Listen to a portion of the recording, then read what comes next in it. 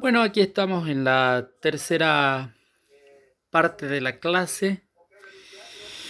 Em, Habíamos quedado en el último video sosteniendo un poco lo que decía Descartes, ¿no? Descartes, que veía al hombre desde una dualidad en la que se comprendía, digamos, una res extensa y una res cogitans, ¿no?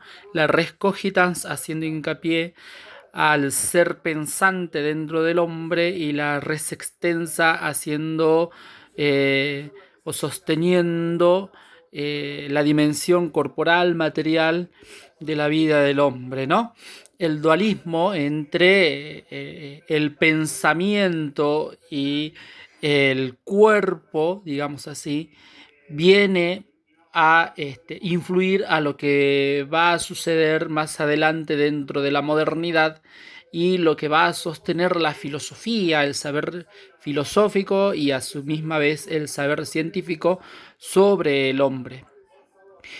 La filosofía moderna, una vez que se explaya, digamos, a partir de la filosofía cartesiana, la división o el dualismo entre la filosofía, perdón, la res cogitans y la res extensa, la filosofía moderna va a dar mucho valor o mucha importancia a la res extensa, es decir, a la dimensión corporal del hombre. Esta res extensa, esta dimensión corporal, digamos por así decirlo, va a ser sostenido por el empirismo, sobre todo por el empirismo inglés, ¿no? Que se va a encontrar, digamos, subordinado a la realidad empírico-material. Entonces, ¿qué va a decir el empirismo inglés? Eh, lo único sostenido o lo único sostenible dentro del mundo de la ciencia no es otra cosa que se pueda manejar dentro del ámbito material. ¿Mm? En este sentido, el empirismo va a poner mucha fuerza, ¿sí?, al estudio del hombre solo desde las ciencias naturales. Es decir, aquellas ciencias que están apoyadas en la experiencia sensible. ¿Mm? El hombre es concebido así, ¿no?, como alguien encaminado hacia su realidad material, es decir, solo en su realidad material. ¿Mm? Y se concretiza en lo que más adelante Lemaitre, por ejemplo, va a sostener con la nomenclatura o el término hombre-máquina. Es decir, un hombre comprendido en su realidad material y que puede ser entendido como un todo mecánico, y además, por eso mismo, estudiado solo por las leyes físico-químicas o las leyes, perdón, o las ciencias devenidas de las ciencias naturales, ¿no? Este empirismo, que va a darle mucha importancia a la concepción extensa, a la res cogitans, perdón, a la res extensa de Descartes, va a encontrar, digamos, su concreción en el materialismo moderno. Y el materialismo moderno se va a desarrollar en distintos estamentos, tanto en la filosofía positivista como en la filosofía evolucionista. Como así también en un materialismo dialéctico. Entonces vamos a encontrar una concepción del hombre sostenida por el materialismo en filosofías concretizadas como la del positivismo, como la del evolucionismo y también como el materialismo dialéctico. Vamos a ir viendo una por una. Para comenzar, tenemos que saber que el materialismo fue difundido, digamos, durante los siglos XVIII y XIX. Y este materialismo difundido durante estos tiempos va a sostener una realidad material, es decir, lo único existente en este mundo o lo único real en este mundo es el ser y el acontecer material. Por lo tanto, el hombre también va a ser materia y solo materia. ¿Mm?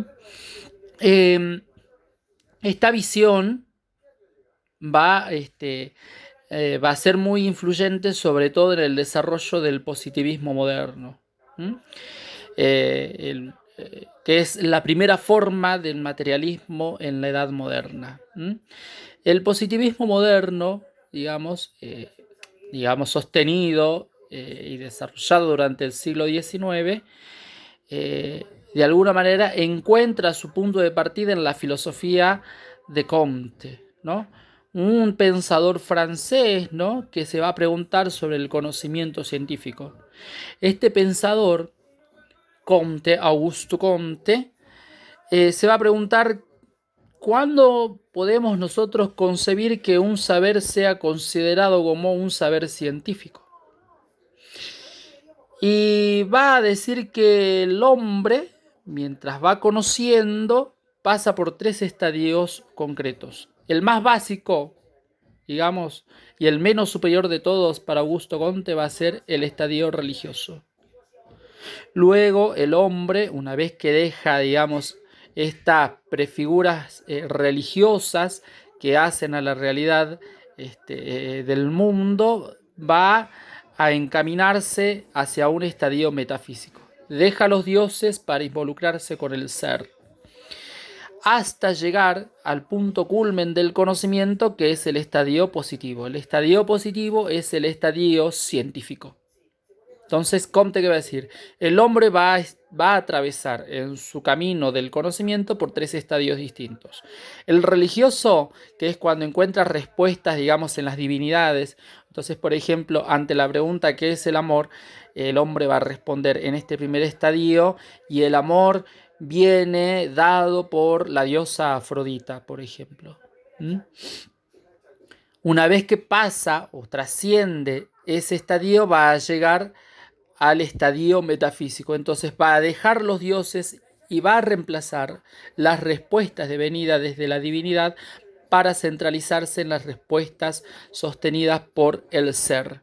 Entonces, ante la pregunta ¿qué es el amor?, ya no va a decir el amor es producto, digamos, de la intervención divina de la diosa Afrodita, sino va a decir, bueno, el amor como un ser posee tal o cuales características. Una vez que trasciende este segundo estadio, dice Comte, va a llegar a un tercer estadio, que es el perfecto y el científico, que es el estadio positivo. Va a dejar la metafísica, va a dejar lo religioso y se va a centrar solo en lo científico. ¿Y cuáles son las características del saber científico? Comte va a reducir todas las características del conocimiento científico en 3 esenciales. Él va a decir que todo conocimiento, para ser considerado positivo o científico, tiene que ser demostrable, contrastable y experimentable. Aquel conocimiento que no pueda ser demostrado, contrastado y experimentado no puede ser considerado como científico. En todo caso, dice Comte, puede ser considerado como un conocimiento pseudocientífico. Entonces, el positivismo, influenciado por el materialismo surgido en el siglo XVIII, va a sostener también una idea sobre el hombre a partir de esta filosofía. Para el positivismo, el hombre no es nada más que una realidad empírico-material, es decir, es una realidad material susceptible de ser experimentado. Se puede estudiar en la medida en que se pueda detectar aquellas leyes físicas, químicas, que hacen que el hombre sea o se mueva de una determinada manera. Entonces, ahí va a proponer no solo una realidad empírico-material acerca del hombre, sino también va a proponer el positivismo una mirada mecánica del hombre. El hombre es motivado, es movido, es llevado adelante a través de leyes físicas y químicas que hacen a su ser y a su acontecer. Eso en cuanto a la primera a la primera concreción del evolucionismo, ¿no? Entonces ya dijimos, del materialismo. Entonces ya dijimos que el materialismo, ¿sí?, como filosofía o como una mirada material acerca del hombre, va a concretizarse en un positivismo, ¿sí? Que va a sostener a un hombre regido por leyes físico-químicas y comprendido solo como una realidad empírico-material. Este materialismo también va a tomar forma y va a tomar cuerpo en las teorías evolucionistas del siglo XIX. Hay dos defensores, digamos, del evolucionismo dado en la Edad Moderna. Dos de los más destacados, hay muchos, pero vamos a destacar dos. Uno de ellos es Darwin, que va a sostener la teoría de la selección natural, es decir, el único que sobrevive en esta realidad es aquel que se llega a adaptar a las condiciones de vida que se les presentan.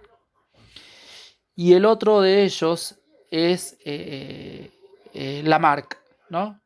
Este pensador va a sostener o va a afirmar la teoría de la adaptación de las especies, ¿no? Las especies se van adaptando a la situación ambiental, material que se le va suscitando, y eso mismo hace que las especies vayan de alguna manera evolucionando. Eh, lo que nos interesa a nosotros del evolucionismo, concretamente, es aquella afirmación que sostiene un monismo materialista, es decir, el hombre es solo materia que está en constante evolución, es materia evolucionada. ¿Mm? Entonces, tanto el positivismo como el evolucionismo son concreciones de un materialismo surgido a partir de un empirismo que le va a dar mucha valoración a la res extensa de Descartes. ¿Mm? El evolucionismo, el monismo materialista, esto que acabamos de afirmar, se va a concretizar o va a influenciar muchísimo en la filosofía de Nietzsche, y ya estamos entrando en la filosofía contemporánea. Cuando hablamos de Nietzsche, hablamos del siglo, de los años del 1900, 1800, 1900, siglo XIX, siglo XX. ¿Y Nietzsche qué va a hacer? Va a hacer una crítica profunda, aunque va a sostener el evolucionismo, igualmente se va a separar del evolucionismo y va a sostener una crítica profunda a la filosofía de Darwin. ¿Por qué? Porque va a decir que la evolución no puede darse de manera mecánica. Darwin sostenía que la evolución del hombre se da de manera mecánica a través de leyes físico-químicas. Bueno, Nietzsche va a decir que no. El hombre, si bien evoluciona, no evoluciona de manera mecánica, va a decir Nietzsche, sino que el hombre va a ir evolucionando a partir de lo que él va a llamar la voluntad de poder. ¿Qué es la voluntad de poder? La voluntad de poder es la libertad o aquella voluntad que posee el hombre para intervenir en su propia historia y, de alguna manera, cambiarla. Nietzsche va a sostener que el hombre es un medio para llegar a un fin. ¿Cuál es ese el fin? El superhombre. ¿Y quién es el superhombre? El superhombre es aquel que logra liberarse de todas las ataduras sociales, culturales y religiosas, y logra generar su propio sistema de valor. Y no solo eso, dice Nietzsche, a partir de la voluntad de poder es capaz este superhombre de imponer esta escala de valor dentro de la vida social. Entonces Nietzsche, influenciado por el monismo materialista devenido del evolucionismo, va a sostener, digamos, no solo una crítica hacia el mecanicismo evolucionista de Darwin, sino que va a sostener la existencia del superhombre devenido de la intervención voluntaria del hombre. Superhombre entendido como aquel que es libre de toda valoración social, cultural y religiosa. la última concreción del materialismo se va a dar en un materialismo dialéctico. Este materialismo dialéctico es sostenido sobre todo por la filosofía de Marx, de Engels y de Lenin. Y esta filosofía, o el materialismo dialéctico, va a sostener a la realidad como algo material, pero que esta materialidad que hace a la realidad no es una materialidad estática, sino que es dinámica. Y esta dinamicidad se da, digamos, dialécticamente. Entonces, ¿qué van a decir estos pensadores? Es verdad, hay una realidad y esta realidad es material. Pero esta materialidad no es estática, sino que es dinámica. Y esta dinamicidad se da de manera dialéctica. Con la palabra dialéctica hacemos referencia al diálogo, es decir, a la posibilidad de que en el encuentro de dos contrarios surja un tercero producto de este encuentro.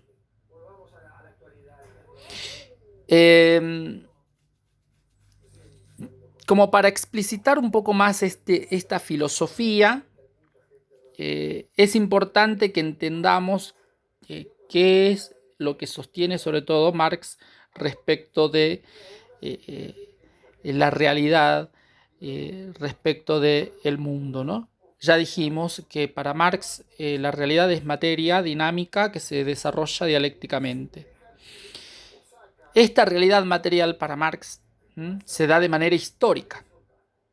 Y la historia, dice Marx, va evolucionando, se va desarrollando a partir de lo que él va a llamar el materialismo histórico, o de lo que se va a llamar el materialismo histórico. ¿Qué es el materialismo histórico?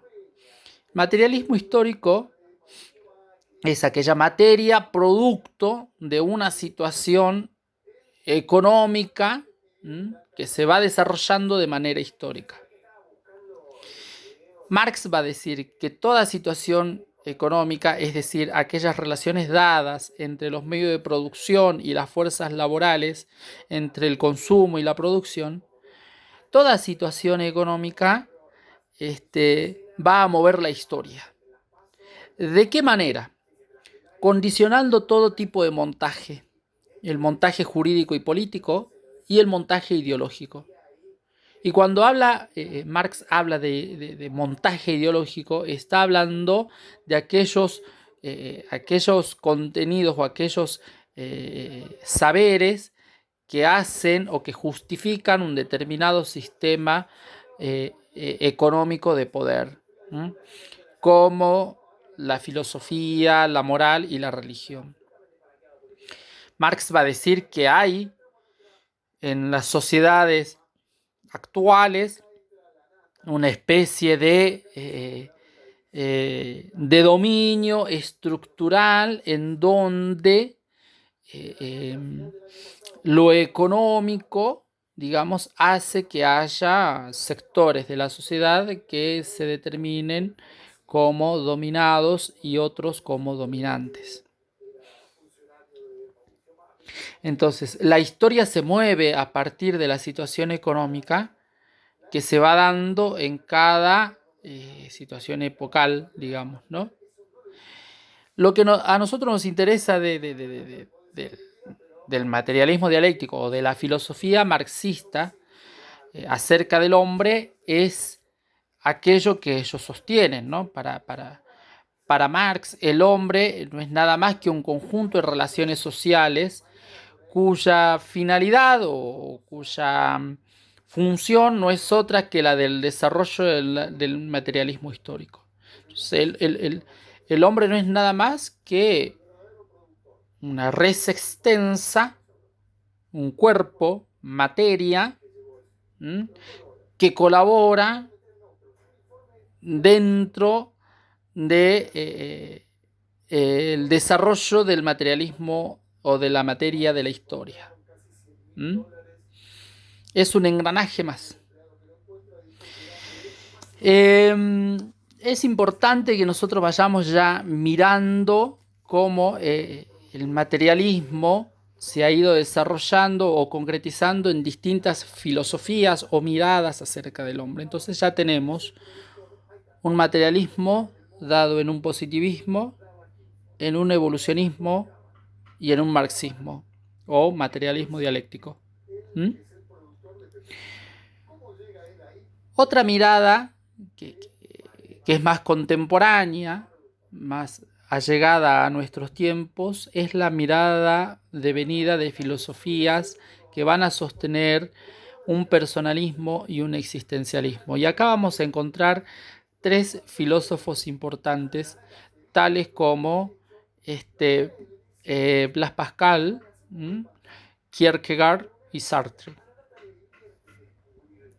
Blaise Pascal va a sostener que el hombre es un ser que se encuentra entre la miseria y la grandeza, entre la nada y la infinitud, va a decir entre el santo y el demonio. El hombre está en el medio de estos dos. Y solamente puede entenderse, el hombre puede entenderse en relación con lo trascendente. No hay más. Mientras que Kierkegaard va a decir que el hombre va a descubrirse a sí mismo a partir de la sensación, de la impotencia, del quebranto, de la angustia, del descubrirse como alguien finito, alguien que se acaba, alguien que muere, que desaparece, y que en realidad la única manera de liberarse de esta sensación angustiosa de la existencia se encuentra en la fe con Dios, ¿no? Dios va a venir a ser aquel que va a venir a liberar al hombre de todo aquello que lo condiciona en su finitud, porque Dios es el único capaz, dice Kierkegaard, de brindarle la posibilidad al hombre de vivir la existencia en pos de la vida eterna, de la eternidad.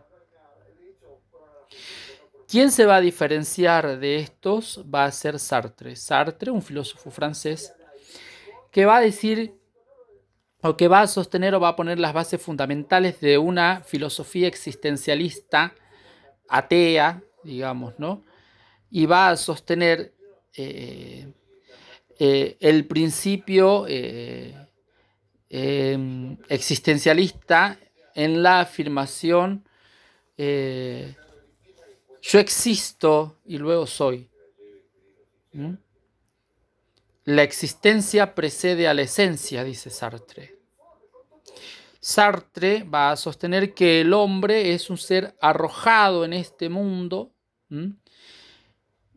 y que a partir de allí el hombre va a tener que construir su propia esencia. ¿Y cómo va a hacer para construir su propia esencia? Simplemente a partir de la libertad. El hombre tiene la libertad de poder reconstruir y de reconstruir por siempre su esencia. Y para eso el hombre va a tener que reconocer primeramente que es proyecto. Dice Sartre, el hombre es proyecto. Proyecto de hombre, proyecto de ser hombre. Entonces el hombre va a ser aquel que a partir de la libertad va a poder construirse de una manera determinada. En su texto, El existencialismo es un humanismo, Sartre va a sostener de que no hay nada más humanizante y más humano que el existencialismo. ¿Por qué?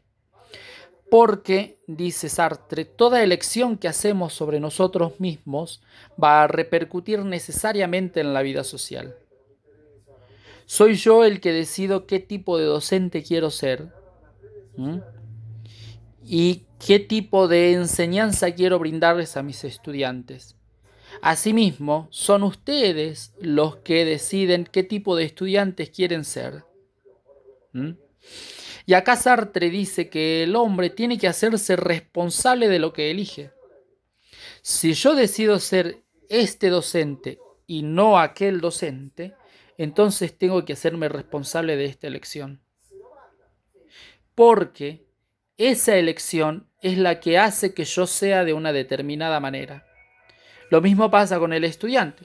Si usted decidió ser este tipo de estudiante y no aquel, tiene que hacerse responsable de ese ser estudiante.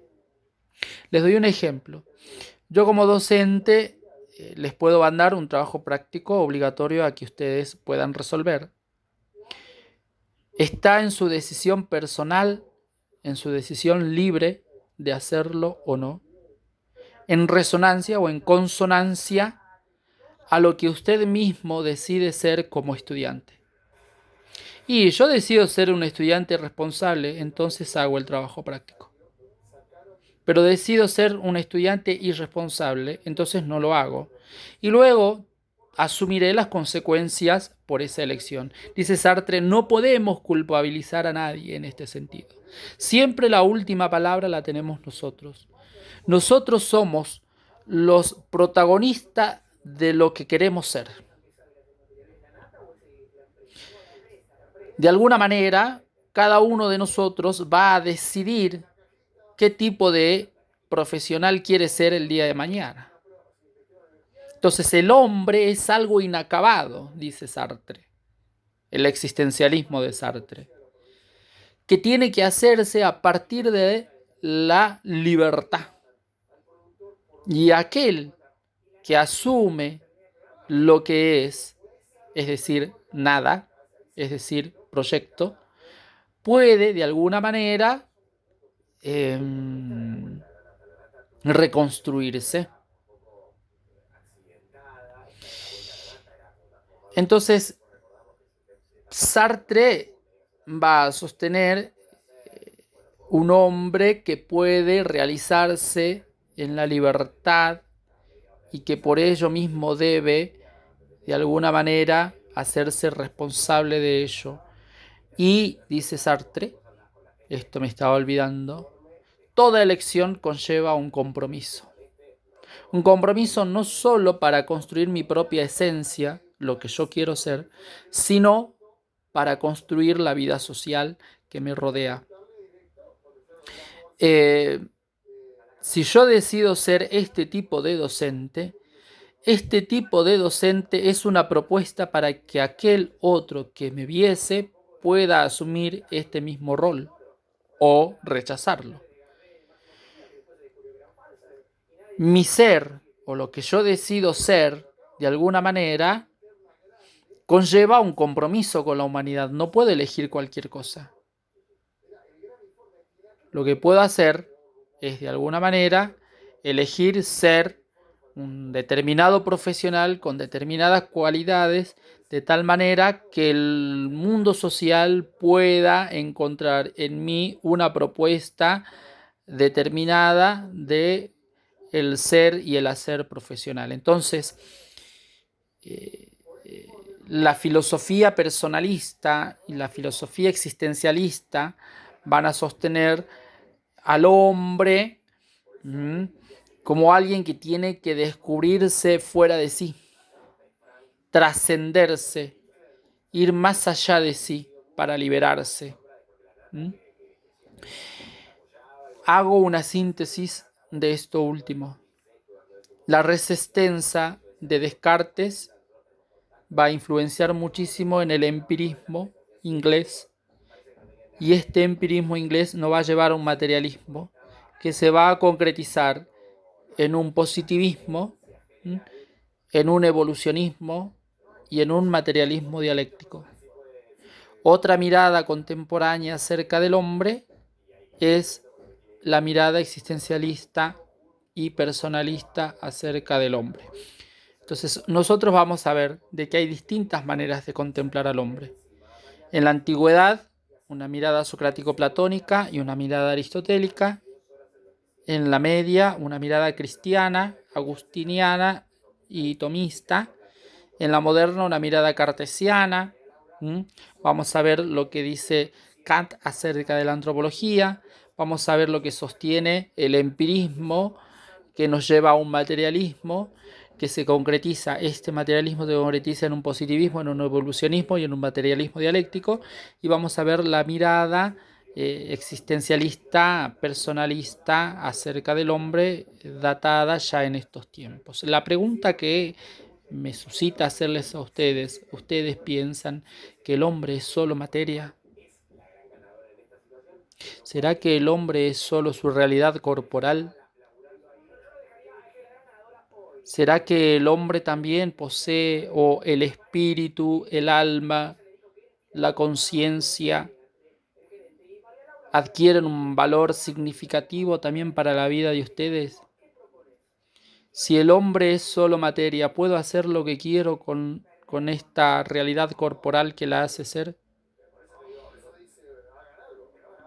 ¿Cuál es el valor que le damos al cuerpo? ¿Qué valor le damos al alma? ¿Qué valor le damos al espíritu, a la conciencia, a la psiquis, a la voluntad, a la libertad?